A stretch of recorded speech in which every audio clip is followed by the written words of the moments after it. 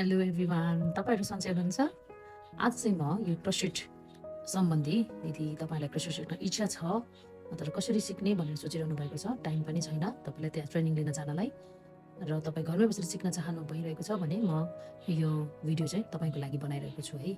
तपाईँलाई क्रोसेट बनाउनको लागि सबैभन्दा पहिलो कुरा चाहिँ के चाहिन्छ भने धागो चाहियो। तपाईँलाई ऊन चाहियो। यो चाहिँ मैले ओलिभियाको धागो लिँदैछु, यो बजारमा एकदम पाइन्छ। असमतिर जानुभयो भने त्यहाँ पाइन्छ। अनि यो मैले 4 mm को एउटा हुक लिएको छु, कुरुस लिएको छु। यसबाट चाहिँ तपाईँलाई अलिक सजिलो हुन्छ। हामीले सुरुमा सिक्दा चाहिँ अलिकति मोटो धागो, अलिकति लाइट कलरको धागो र अलिकति ठुलो हुक लिनुपर्छ। अब धागो कसरी, उनलाई हामी कसरी समात्ने अथवा यो हातमा कसरी होल्ड गर्ने भन्ने कुरा चाहिँ कुनै पनि राइट र रङ हुँदैन। तपाईँलाई जसरी सहज हुन्छ त्यसरी तपाईँले गर्न सक्नुहुन्छ। अनि यसरी तपाईँले यहाँबाट यसो गरेर यसरी लिनुभए पनि हुन्छ। अनि अर्को कुरा, मैले चाहिँ सबैभन्दा पहिला सिक्दा चाहिँ यसरी सिकेको है। अब अहिले चाहिँ यसलाई अलिकति यसरी सहज तरिकाले चाहिँ यसरी हुन्छ। यसरी समात्नु भयो भने एकदम सहज हुन्छ है। यस्तो गर्नुहोस् अनि यहाँबाट यसरी लिनुहोस्।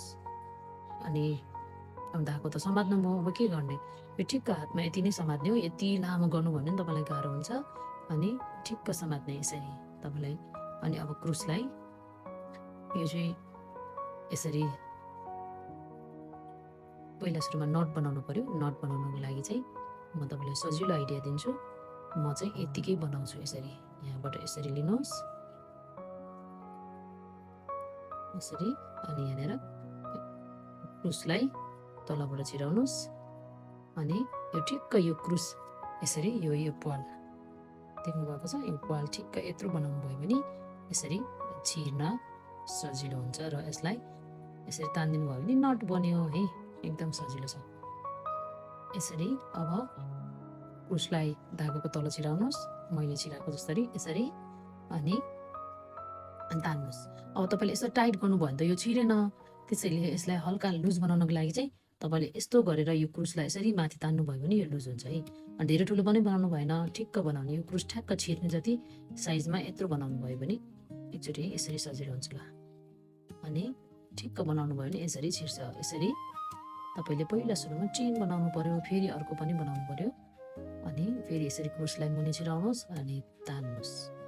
यसरी तान्दाखेरि चाहिँ ठिक्क यो क्रुस छिर्नको लागि जति ठाउँ राखेर सानो पाल देख्नुभएको छ, यहाँनिर यो पाल जत्रो यत्रो बनाएर यसरी लिन पर्यो। अनि यो हुकलाई एकदम धेरै टाइट गरेर अट्ठाउनु भयो भने तपाईँलाई बुन्न एकदम गाह्रो हुन्छ। त्यसैले यसरी नै लिनुहोस्। अनि यो हातले यहीँनिर समात्नुहोस्। तपाईँलाई अलिकति लुज बनाउनुहोस् अनि यसरी बुन्नुहोस् है। अनि यो धेरै माथि समात्नु भने गाह्रो हुन्छ। त्यही भएर ठिक्क साइजमा यसरी समात्नुहोस्। यसरी तान्नुहोस्, यसरी लानुहोस् क्रुस धागोको मुनि अनि यसरी तान्नुहोस्। यसो गर्नुहोस् अनि यसरी तान्नुहोस् है। यसरी यो पहिलो दिनमा हामीले सिक्ने नै यही चेन नै हो। चेन जस्तै हुन्छ, त्यही भएर यसलाई चेन नै भन्छ। यसरी